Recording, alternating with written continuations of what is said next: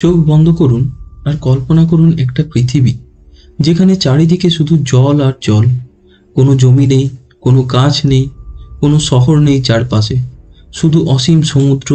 আর সেই বিশাল জলরাশির মাঝে ভেসে চলেছে একটা বিশাল জাহাজ, আর পথ দেখাচ্ছে এক রহস্যময় সোনালী মাছ।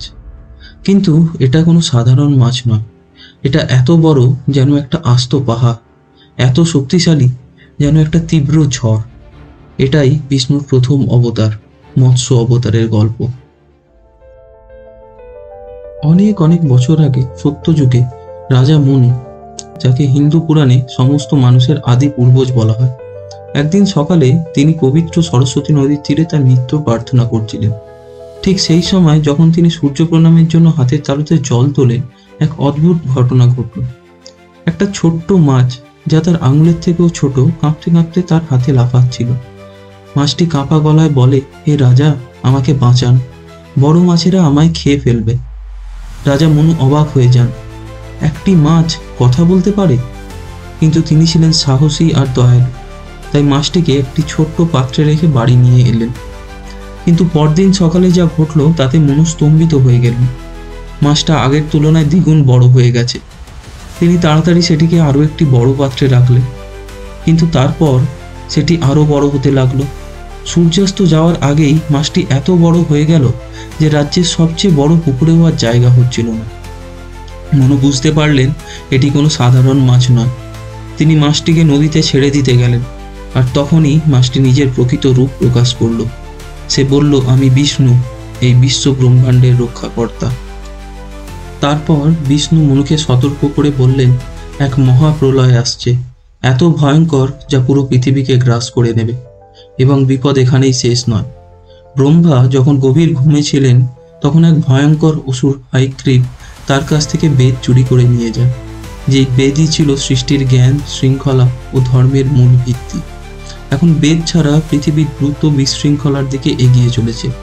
তখন বিষ্ণু মনুকে আদেশ দিলেন, একটি বিশাল নৌকা তৈরি করো, পৃথিবীর সপ্তঋষিদের একসঙ্গে জড়ো করো, সমস্ত রকমের পশু পাখিদের একটি করে জোড়ে নাও, তার সাথে সমস্ত রকমের গাছপালা, শস্য বীজকেও নাও।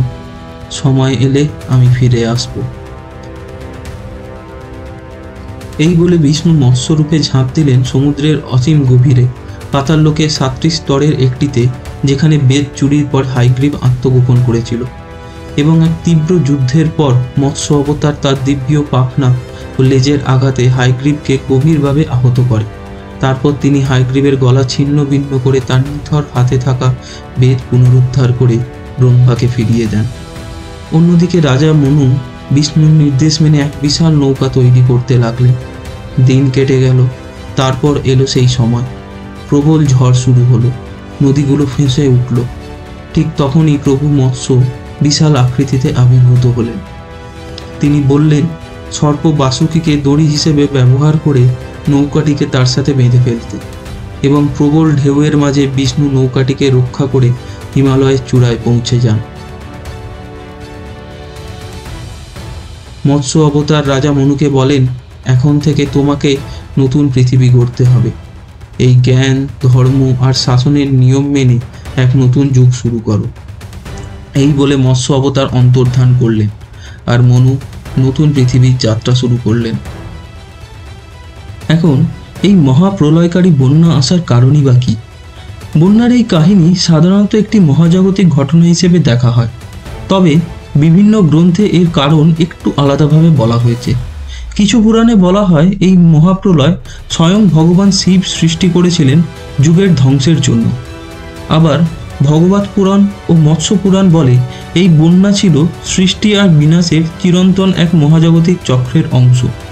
কিন্তু হায়গ্রীব যখন বেদ চুরি করেছিল, তখন এই প্রলয় আরও দ্রুত এগিয়ে আসে, আর বেদ ছাড়া প্রলয়ের পরে নতুন করে সবকিছু গড়ে তোলা অসম্ভব হয়ে যেত। তাই বিষ্ণু মৎস্য অবতার রূপে এসেছিলেন জ্ঞানকে রক্ষা করতে আর ধর্মের অস্তিত্ব বজায় রাখতে। এই কারণেই মৎস্য অবতার নতুন সূচনা, সুরক্ষা আর সাম্য ফিরিয়ে আনার প্রতীক। এখন দাঁড়ান, যদি বলি এটা শুধু একটা পৌরাণিক কাহিনী নয়, যদি বলি ভগবান বিষ্ণুর প্রথম অবতার মৎস্য অবতার আসলে ডারউইনের বিবর্তনবাদ তত্ত্বকেই সাপোর্ট করে, কারণ বৈজ্ঞানিকভাবে প্রায় 350 কোটি বছর আগে জীবন প্রথম সমুদ্রেই সৃষ্টি হয়েছিল, আর মাছ ছিল পৃথিবীর প্রথম মেরুদণ্ডী প্রাণীদের মধ্যে একটি, ঠিক যেমন মৎস্য অবতার ছিল বিষ্ণুর প্রথম রূপ। এতে বোঝা যায় হিন্দু পুরাণ কেবল কল্পনা নয়, এর মধ্যে লুকিয়ে আছে গভীর বৈজ্ঞানিক আর দার্শনিক জ্ঞান। পরবর্তী ভিডিওতে আমরা দেখব বিষ্ণুর দ্বিতীয় অবতার অর্থাৎ কুর্ম অবতার, যেখানে দেবতা আর অসুররা গোটা সমুদ্র মন্থন করেছিলেন অমৃতের সন্ধানে।